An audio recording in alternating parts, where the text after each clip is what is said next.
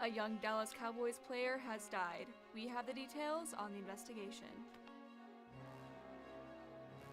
If you're spending too much time on your phone, we have some tips on how to help.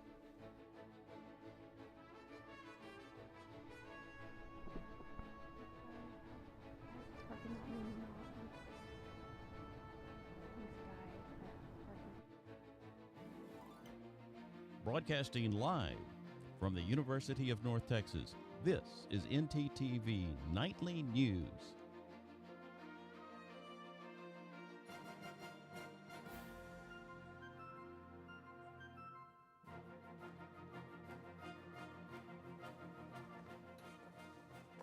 Good evening. Thank you for joining us on NTTV Nightly News. I'm Katie Muncie. And I'm Chris Goodwin. The Dallas Cowboys are in mourning the death of defensive end Marshawn Kneeland. Police say he died of apparent suicide overnight. Police in Frisco say DPS troopers tried to pull Kneeland over for a traffic violation last night, but he did not stop. Investigators say Kneeland crashed a few minutes later, then got out of his vehicle and ran. Officers found him dead of a self-inflicted gunshot wound a few hours later. Kneeland is 24 years old. The Cowboys drafted Kneeland in the second round of last year's draft. He last played for Dallas Monday when he recovered a blocked punt for a touchdown. The team said today in a statement, quote, "Marshawn was a beloved teammate and member of our organization. Our thoughts and prayers regarding Marshawn are with his girlfriend Catalina and his family." If you or someone you know needs help, the National Suicide Crisis Lifeline is available by calling or texting 988. Katie, this weather this week has been just all over the place. I was kind of hoping for to get out of the 80s. I know, Chris. I wish we had consistent 60, 70 degree weather, but maybe we'll have to wait a little bit longer. But our weather anchor, Julianne Wynn, is here with a look at our first look forecast. Julianne? Thank you, guys. Yeah, I'm the one who is hoping the most that we're getting good weather. However, right now we're actually looking pretty good. We're sitting at 76. It feels like 76, and we have some crazy wind speeds of 11 miles per hour. Moving on into tonight, it's going to cool down a lot at 69. It's going to feel like 69, and we're actually going to get more wind speeds at 12 miles per hour. Moving into tomorrow, it's going to get a little hotter at it's going to get a little cooler, just 2 degrees. At 72, it's going to feel like 72. And luckily, you guys can put your hats on because it's going to be 6 mile per hour wind speeds. That's all I have for now. Back to you two at the desk. October marked the worst month for layoffs in 22 years, according to an employer outplacement service company. 153,000 Americans were laid off in October, which is a 175% increase from last October. What's changed in the employment landscape? The company Challenger says disruptive technology, notably artificial intelligence, is to blame. Job reports such as these are more in the spotlight now. The ongoing shutdown is preventing the government from releasing their own reports. Late this afternoon, a federal judge ordered the Trump administration to provide full SNAP benefits by tomorrow to all Americans who use the food assistance program. The judge told lawyers at the White House that it is unacceptable to wait any longer to distribute SNAP benefits. More than 40 million Americans use the program. The benefits have been in flux since last week as the federal government shutdown drags on. Before today's ruling, the Trump administration had said it would release some money for the SNAP program, but not the full amount. Now, if the cuts and benefits have been leaving you worried, there are some groups in Denton providing assistance. That's right, Chris. Kylie Monroe has some information on some local places that can help. Kylie? Thanks, guys. This parking lot may not seem busy now, but tomorrow it will draw crowds. As families are feeling the impact of the disruption of SNAP benefits, many Denton locals have stepped in to provide food for those in need. Tomorrow from 11 a.m. to 1 p.m., Diamond Eagle Student Resource Center will host a mobile food pantry here in Lot 20 on campus. All Denton community members are welcome to grab what they need. The Tarrant Area Food Bank is also partnered with Texas Women's University to provide groceries to go for TWU students and employees. Their next event will be held November 12th. There are also many local restaurants such as Chestnut Tree House and Bistro and Lake House who are helping out by offering free meals to children until SNAP benefits are restored. These are just some of the many businesses and organizations here in Denton that have stepped in during this time of need. For NTTV Nightly News, I'm Kylie Monroe. Thanksgiving is just 2 weeks away, but the U.S. turkey population is at its lowest level in decades. The American Farm Bureau reports that the multiple bouts of avian disease illnesses have brought the flock down from 195 million birds this year. The lower supply will most likely mean higher prices for consumers, and the USDA is expecting a 40% increase from last year's turkey costs.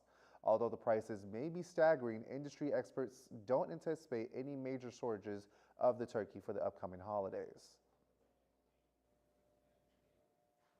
As Thanksgiving meal prices go up, major retailers are offering new deals for families trying to save money this holiday season. This week, Amazon announced a $25 meal deal that can feed 5 people. That deal includes an 8-pound frozen turkey, pre-made mashed potatoes, gravy, green bean casserole, stuffing, crescent rolls, and cranberry relish. You can also pick your dessert, either pecan, pumpkin, or sweet potato pie. You can order this deal on Amazon.com starting next Wednesday. Target, Walmart, and Aldi are among retailers offering similar Thanksgiving bundles to feed families for lower prices. Coming up, new developments on the search for missing people after a deadly UPS plane crash. And Denton residents have voted. We'll show you the plan moving forward after Tuesday's election. I use Flex to buy my favorite snacks. I use Flex to get me through my mornings. I use Flex at my favorite campus restaurants. I love how Flex is a cashless payment method and can be used at all campus dining venues. So, how do you use Flex?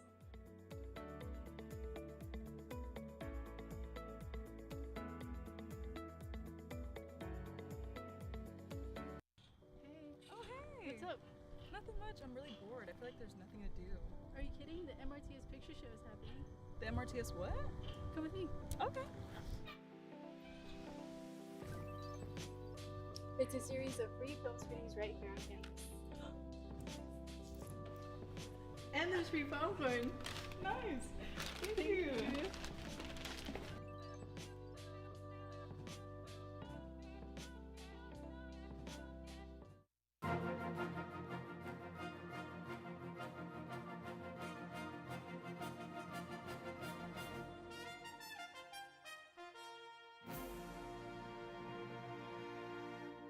Search crews in Kentucky say 9 people are still missing after Tuesday's deadly UPS cargo plane crash. Investigators have already confirmed at least 12 deaths from the incident. The plane went down shortly after takeoff in Louisville, where UPS has a major hub. The city's mayor says the search for the missing people has been difficult because there is so much charred and twisted metal from the wreckage. Federal investigators recovered the plane's black box and will try to determine the cause of this crash. This morning, the FFA announced a reduction of air traffic by 10% in 40 airports, including Love Field and DFW in North Texas. American Airlines said today's schedule will operate as normal and the reduced schedules begin tomorrow. However, they expect a vast majority of travelers to be unaffected, but those whose flights are canceled will receive a full refund. Those planning trips have been advised to keep an eye on their airline apps to watch for any changes to their flight. The Trump administration warned this decrease of air traffic will cause significant disruptions, especially as Congress continues their shutdown stalemate. CNN's Karine Kaifa has the latest from Washington. As the blame game continues on Capitol Hill, we will not support a partisan Republican spending bill that continues to gut the health care of the American people. We're just not going to have that conversation while Democrats are holding the federal government hostage. The next shutdown pressure point could be the nation's airports. The Trump administration says starting Friday, it will cut 10% of air traffic at 40 busy U.S. airports if the shutdown continues. Transportation Secretary Sean Duffy told Fox News Thursday it's a safety measure. This was not a political decision. This was a data-driven decision to make the right calls, to get ahead of any issues that could happen, in the airspace that could have negative consequences. As essential workers, air traffic controllers are required to be on the job but are getting their second empty paycheck of the shutdown next week. These are real people dealing with real life circumstances, and when you don't pay somebody for 37 days and say, hey, just keep showing up and do your best, people are going to have issues, and they're mounting daily. More than 5 weeks into the longest government shutdown in U.S. history, air travelers have already seen delays mount. As a traveler, it's very inconvenient for me, but if you're not paying people right, I completely understand. Some airlines waiving flight change fees ahead of possible disruptions. Meanwhile, the Department of Agriculture revised its guidance on SNAP benefits for November, giving some recipients a boost to their partial payments, but still not the full benefit they rely upon. In Washington, I'm Karen Kafa. Chris, did you see that Starbucks came out with their winter menu? I just wish the weather was a little bit cooler so I can actually get in the holiday spirit. Oh, Katie, you know I was the first in line for that iced sugar cookie latte in the barista cup. Luckily, I think we're supposed to have cooler weather this coming week. Julian is back in the studio with our full forecast. Julian, please tell us about it.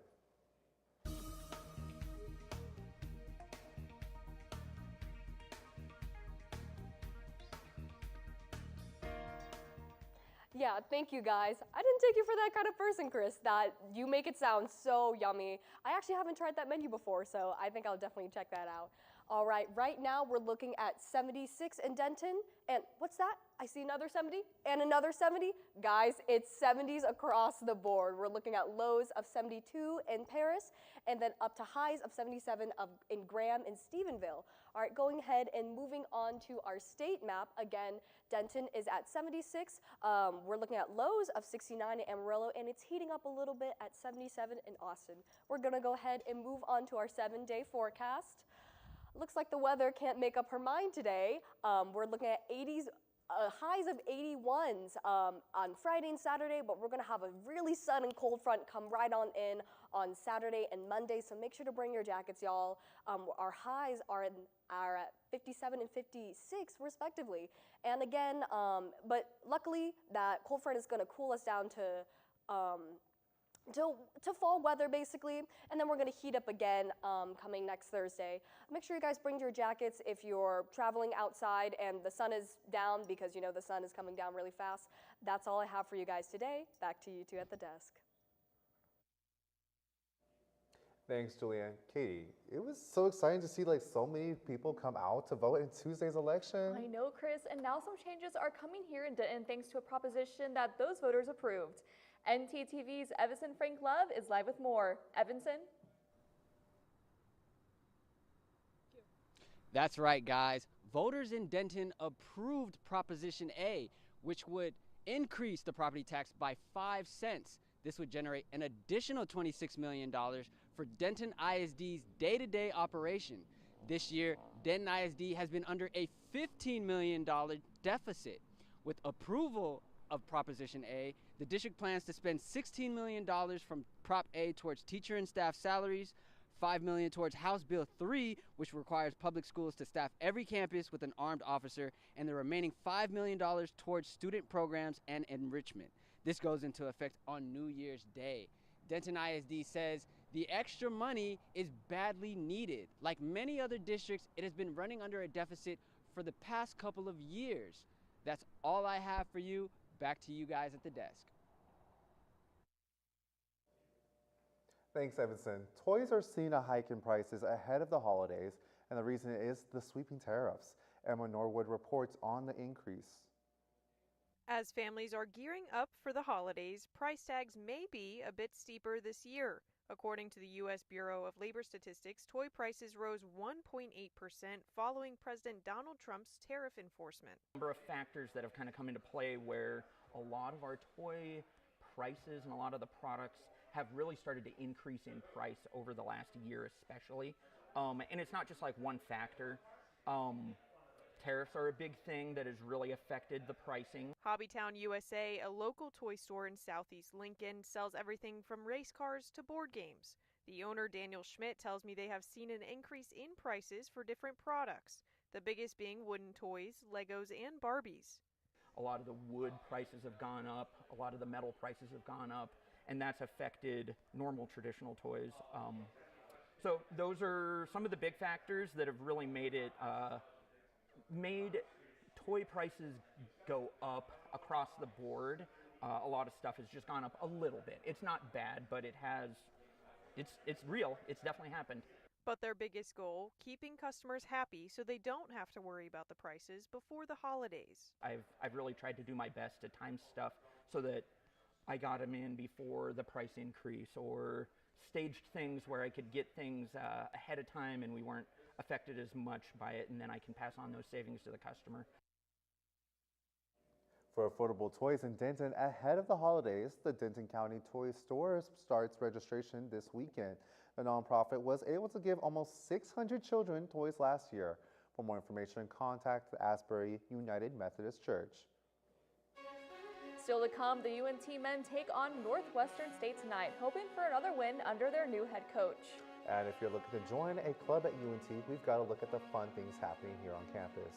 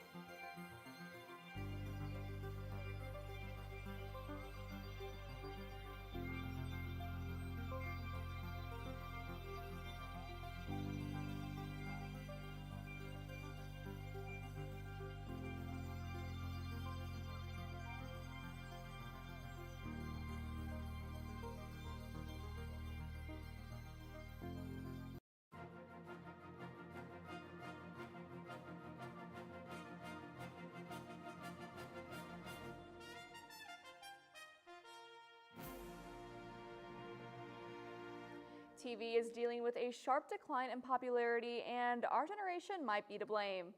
43% of Gen Z Americans say they prefer social media and YouTube to the traditional television and even streaming services, according to Activate Consulting's Technology and Media Outlook 2026.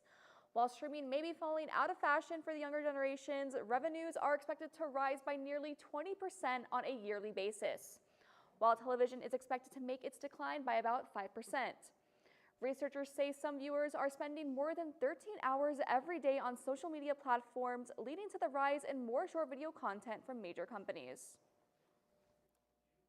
In big news, a sequel has been announced for K-pop Demon Hunters, Netflix's biggest movie of all time.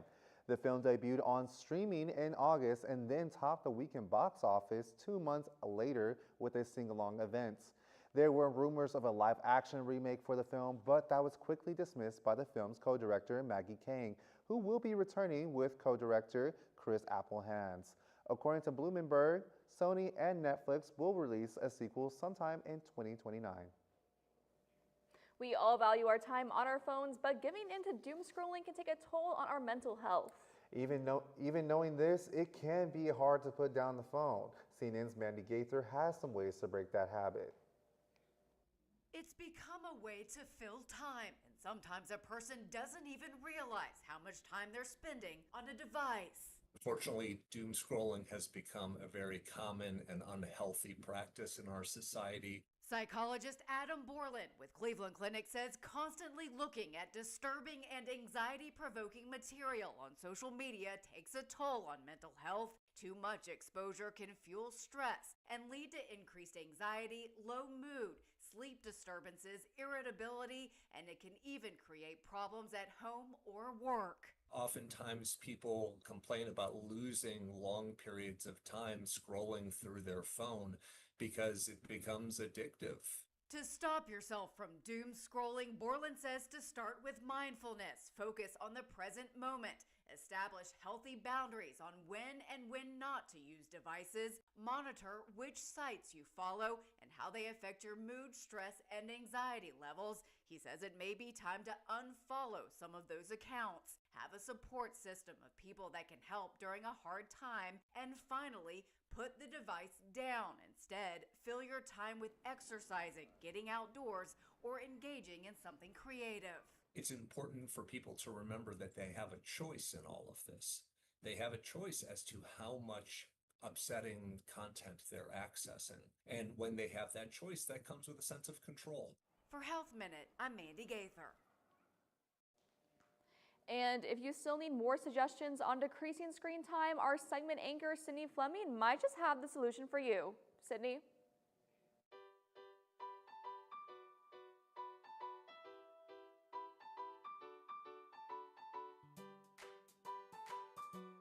Thanks, Katie. If you're looking for a super fun way to step away from your phone and the doom scrolling, the Catan Club is open and running strong. NTTV's Riley Condren has the story. Every Wednesday, students join together in the RTFP building, but they aren't expecting a lecture. These players came for an all-inclusive trip to gather resources, trade, and expand their empire. There's no barriers to entry. There's no dues or anything that you can just walk in and sit down and have fun in the game. Founded in spring 2024, this club has grown to over 70 members. And over the semesters, we really have formed a core group of members who come every single meeting. And that is really the community that we've built around Catan. Regardless of the intense competition, players still find a way to connect. Because Catan is just that type of game where you'll come in nervous, and then by the end, you're going to be best friends with everyone at the table. It's really friendly and really supportive, especially if someone comes in a little bit more anxious or feels like they don't really know what's going on. Everyone's extra friendly towards them, and I think that environment really helps balance out the competitiveness of it. One of the last turns, I'm really biting my hand. You good? I'm stealing from you.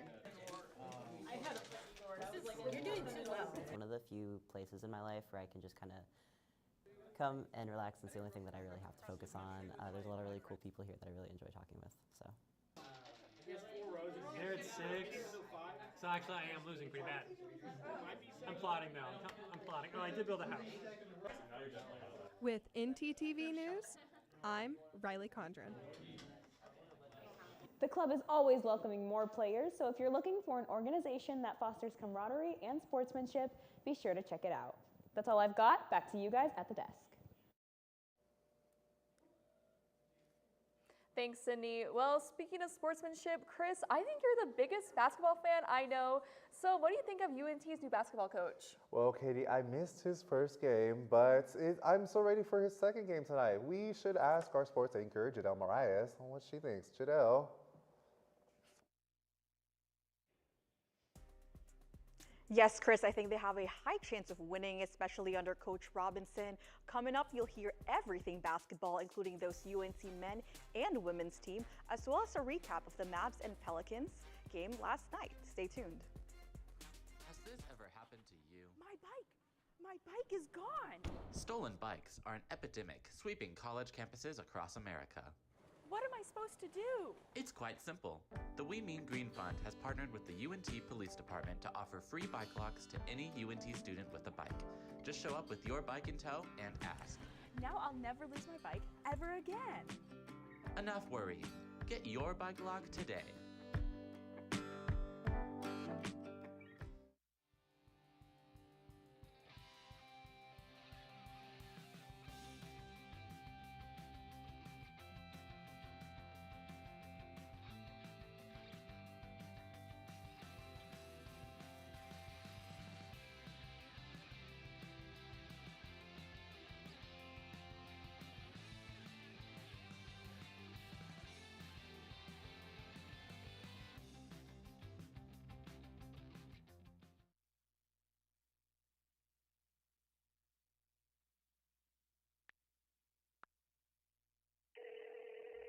Hey Alex, this guy on the internet says he wants to give me money. That sounds suspicious. What do you mean? Typically, strangers who promise you money on the internet have their own best interest in mind. They often use bounced checks, which will disappear shortly after depositing, but not before they've asked for some money in return. So he doesn't really want to spoil me? No. Well, then what should I do? The best way to handle it is to block and report the suspicious message, or even consult local law enforcement if you've already fallen victim. So I guess we aren't going to Key West for spring break. No.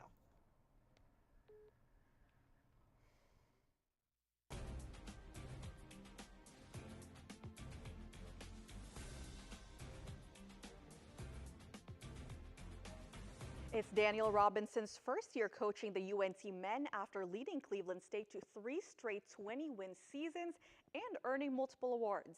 Prior to coaching CSU, his assistant coaching record goes all the way back to Iowa State, where he helped train 6 NBA draftees, including Indiana Pacers All-Star Tyrese Halliburton. Now the Mean Green basketball team is one of the 6 teams in the country made up of entirely new players and a large number of transfers. The most notable star players include 6'9" senior forward Josiah Shackelford and sophomore Jay-Sean Stevenson, who won Conference Freshman of the Year in 2024 under the same coach, Coach Robinson, of course. And the team is coming off an 88-54 win against New Mexico Highlands University on Monday. They're looking to keep the momentum going as they face Northwestern State tonight at 7. And we have our very own Navaya Pantoja with the inside look, reporting live from the Super Pit. Navaya, how's the energy of the fans looking right now? Thank you, Jadelle. We're here live at the Super Pit, where excitement is ahead of tonight's basketball game against Northwestern State, where tip-off is set at 7 p.m. tonight. The Mean Green are coming off a strong start to the season, opening on Monday with a 1-0 record with the new head coach, Daniel Robinson, and a full roster of brand new players. Coach Daniel Robinson says he knows it will take time for this new group to grow and develop. Senior guard Will McClendon said in an interview after UNT's opener Monday that, quote, later in the year, things come together. You build chemistry during the battles on the road. They're hoping to progress this season as a team grows that bond. UNT looks to keep that momentum going tonight to secure their second win of the season. Come out to cheer on your Mean Green basketball men's team tonight here at the Super Pit. With NTTV News, I'm Navaya Pantoja. Back to you, Jadelle. Thank you so much, Navaya. The Mean Green women's team will also play soon. They will face Grambling State University coming off a 106-36 win against Oklahoma Christian University on Monday. It was a notable game as 6 players scored in the double digits. Tiffany Hammond scored 22 points and Megan Nestor from St. Lucia picked up a double-double with 17 points and 10 rebounds. The Mean Green are looking to keep the momentum rolling against the GSU Tigers tomorrow at 6 p.m. at the UNC Coliseum. And lastly, in Dallas last night, the Pelicans narrowly beat the Mavericks 101-99. With only 2 seconds left, Cooper Flagg's running shot fell short despite leading the team in scoring with 20 points and 9 rebounds. Meanwhile, New Orleans' Trey Murphy III grabbed the contested rebound to seal the win. The Mavs are now 2-6 this season, and they will head to Memphis tomorrow to face the Grizzlies. They look to turn things around as some of their star players recover from injuries. Guys, back to you. Thanks, Jadelle. Chris, you've probably heard of kittens stuck in trees, but have you heard of a kitten stuck in a car? Actually, I have, because Denton County Emergency Services responded to that call earlier this week. A kitten got itself stuck beneath the dashboard of a car after removing a few panels. Firefighters safely freed the kitten. Thanks to the teamwork from the firefighters, the kitten was safely removed and wasn't hurt. I swear, cats always just want to get in like the weirdest places. Do you have any cats? I do, and he always ends up in my closet after I try to change. Oh, all right, interesting. Well, I'm more a dog person rather than a cat person. But thank you for watching NTTV Nightly News. Join us again next week here on North Texas Television.